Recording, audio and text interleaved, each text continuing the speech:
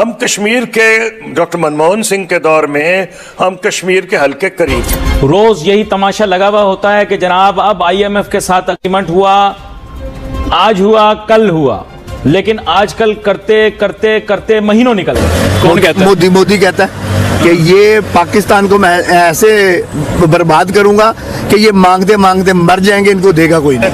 और लेकिन इलेक्शन अभी आने वाले हैं, मुमकिन है वो इलेक्शन हार जाए। आपकी मईशत संभल नहीं रही, आज जोड़े आईएमएफ के अलावा कोई हल नहीं, आईएमएफ भीख के अलावा उधार के अलावा कोई हल नहीं, आईएमएफ की सारी बातें मानते जाइए। हमारा सबसे बड़ा है आबादी बम, 24 करोड़ हो गए, 2.4% से हमारी आबादी बढ़ रही जो है वो पाकिस्तान पे हमला कर सकता है।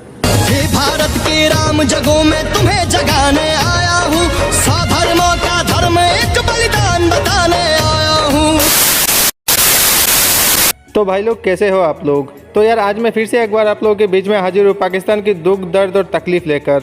तो यार इस समय पाकिस्तानी मीडिया में बातें चल रहे हैं कि अगर 2014 में मोदी जी ना जीत पाते तो कश्मीर का मामला लगभग ख़त्म हो चुका था। और पाकिस्तानियों का तो ये भी कहना है कि 2024 में मोदी जी कभी भी इलेक्शन नहीं जीत पाएंगे। तो ये है पाकिस्तानियों का पहला दुख। अब सुनो पाकिस्तानियों का दूसरा दुख। एक पाकिस्तानी का तो ये भी कहना है कि मोदी जी ने कहा था कि मैं पाकिस्तान का ऐसा हालत कर दूंगा कि इन्हें कोई भीख भी नहीं देगा, और आज पाकिस्तान का ये हालत हो चुका है। और इनका ये भी कहना है कि अगर आज हम IMF के पास लोन लेने जाते हैं तो IMF कभी कहता है पेट्रोल की दाम बढ़ा दो, तो कभी कहता है बिजली की दाम बढ़ा दो। हमारी हालत कुत्ते की जैसा कर दिया है, और इसीलिए इनका कहना है कि 2024 में मोदी जी नहीं आना चाहिए। और इसमें आप सब लोगों का क्या राय है मुझे कमेंट में जरूर बताइएगा। तो आइए देखते हैं पूरा वीडियो। इससे पहले अगर आप लोग चैनल पर पहली बार आए तो चैनल को सब्सक्राइब जरूर कर देना, और अगर अभी तक वीडियो को लाइक नहीं किया तो वीडियो को भी लाइक कर देना। मैं मिलता हूँ आप लोगों को नेक्स्ट वीडियो में।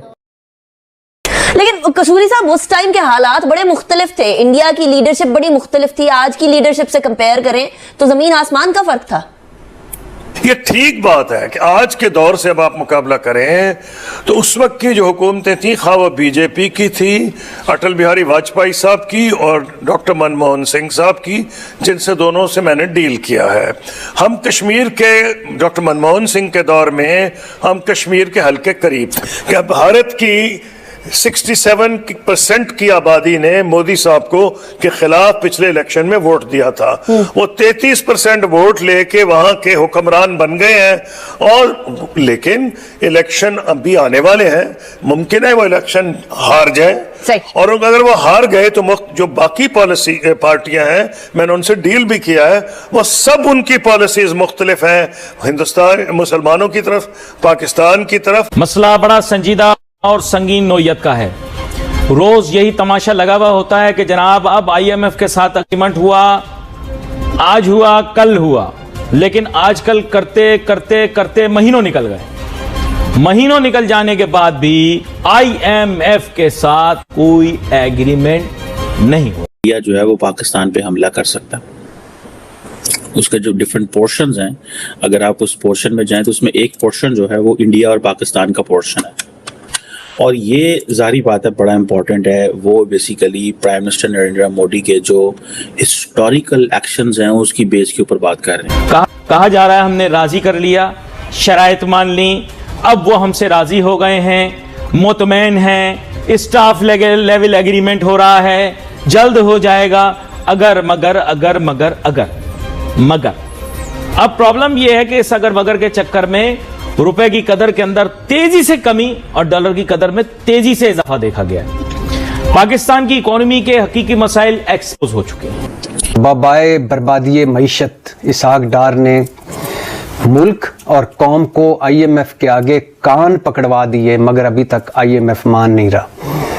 एक इतला मिली थी कि शायद मुआहदा हो जाए IMF से, शायद हमें $1.25 अरब मिल जाए, शायद जो आवाम पर बम फेंके गए, महंगाई बम, तो टैक्स बम, तो गुर्बत बम, तो बेरोजगारी बम, तो सब्सिडीज ख़त्म करना बम, तो तरह तरह के मुआशी बम, उनको कुछ सिला मिल जाए। लेकिन अभी तक नहीं। अभी सुना जा रहा है कि शायद हफ्ते बाद, 10 दिन बाद मुआहदा हो पाए।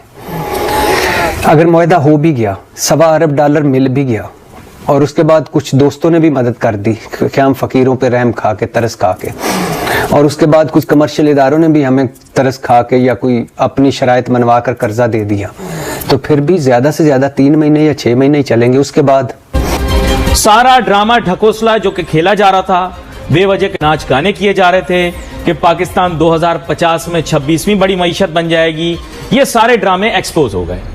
पाकिस्तान एक नेट इंपोर्टर कंट्री है, पूरे तरीके से इंपोर्ट पे रिलाई करता है, इसकी इंडिजिनस प्रोडक्शन कुछ भी नहीं, ना होने के बराबर, एक्सपोर्ट ओरिएंटेड इंडस्ट्री का पोटेंशियल जीरो, ये सब चीजें एक्सपोज हो गई। मुल्क वसाइल से माला माल का डिस्को डांस एक्सपोज हो गया, मुल्क वसाइल से कोई माला माल नहीं है, ये सब टोटल बकवास थी। तो आप बताएं कि पूरी इकोनॉमी जब भरपूर तरीके से एक्सपोज हो गई, अब उसके बाद आईएमएफ ने कहा कि लो बच्चों, एब्सोल्युटली नॉट, आ जाओ फिर मैदान के अंदर, जदीद आजाद मईशत के असूल तुम पर लागू होंगे और महंगाई के तनासुब से ज्यादा इंटरेस्ट रेट करना लाजमी होगा। तो यहां पे जनाबे वाला पाकिस्तान के अंदर लोगों को गशी के दौरे पड़ गए, क्योंकि इससे पहले यह कानून हम पे लागू नहीं होता था।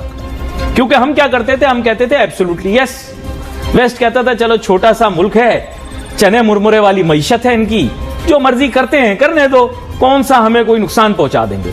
लेकिन जब अपनी ढिठाई पे आए, गुलामी ना मंजूर, एब्सोल्युटली नॉट, ये वो अपनी तरफ से नाम निहात आजादी का दावा करने वाले, तो उन्होंने कहा कि बाजू इतना मड़ोड़ेंगे तोड़ के दिखा देंगे तुम्हें। उन्होंने फिर तोड़ के दिखा दिया आपको बाजू आपका। अब आपकी मईशत संभल नहीं रही, हाथ जोड़े, आईएमएफ के अलावा कोई हल नहीं, आईएमएफ भीख के अलावा, उधार के अलावा कोई हल नहीं, आईएमएफ की सारी बातें मान लें। हमारे मसाइल क्या हैं?